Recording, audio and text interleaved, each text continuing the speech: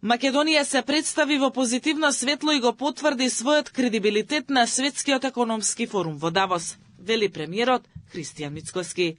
Тој изрази задоволство од бројните средби и преговори со представници на врвот на светскиот бизнис, оценувајќи дека настапот на државата рамо до рамо со влијателни личности ја зацврстиле позицијата на Македонија на глобалната сцена.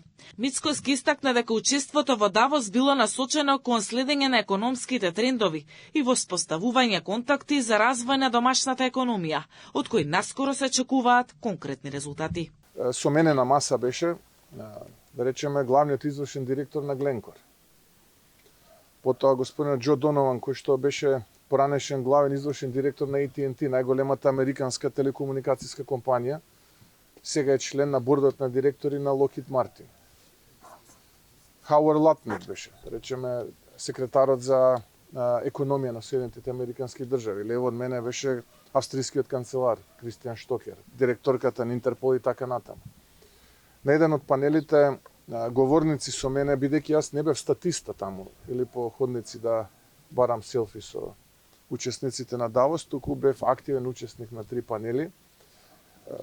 И морам да кажам, бидејќи беа четам хаос, штета што не можеме да ги објавиме на моите говори, но сите беа проследени со аплауз со страна на присутните.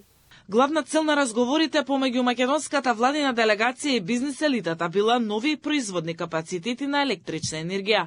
Мицкоски вели дека во следните 10 години на светот му требаат околу 40.000 теравати нови капацитети за струја. Речиси колку што денес имаат заедно Соединетите американски држави, Европската унија, Јапонија и Канада. Според него, ако Западен Балкан успее да привлече само 0,01% од тие инвестиции, тоа значи огромна шанса за регионот. Сите земји во регионот, Србија, Босна и Херцеговина, Албанија, Косово, Македонија, Црна Гора и така натаму, заедно имаат нешто над 200 милиарди номинален бруто домашен производ.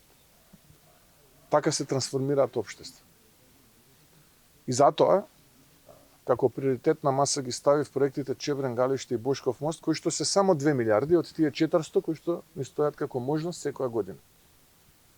2 милиарди, кога зборувам за период од 7 до 10 години, кога што ценам дека е потребно овие капацитети да се изградат.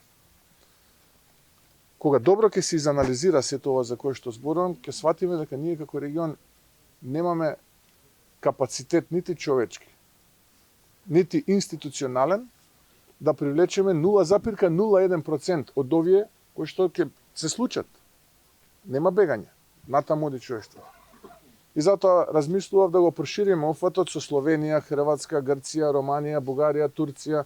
После големиот економски настан во Давос, македонската владина делегација предводена од премиерот Мицкоски ќе учествува и на безбедносниот форум во Михен, со фокус на политичко-безбедносни теми и средби со меѓународни партнери.